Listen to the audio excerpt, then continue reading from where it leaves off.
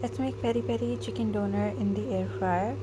You can see how juicy and moist this chicken doner turned out, and it was really good. I did a butter glaze on the chicken doner at the end as well. So first I started with roasting the vegetables. This is my air fryer that I use in my kitchen every day. It has a beautiful 8-inch LED screen and it has built-in menus, so it's very beginner friendly. You don't have to do anything, you just select the option and press start, and that's it. It took so fast that the time was 10 minutes and it was done in like literally 8 minutes. Then I put the vegetables in the blender, added the olive oil, lemon juice and all the spices. You will need a bit of water to make the paste because it was really thick. Then I sliced the chicken really thinly and added the marinade to it.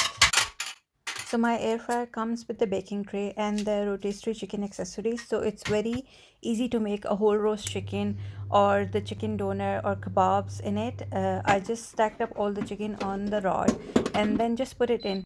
I air fried the chicken for 30 minutes at 180 degrees Celsius. The rotation is very nice, very slow. It cooks the chicken perfectly. You don't have to worry about it and just leave it in there.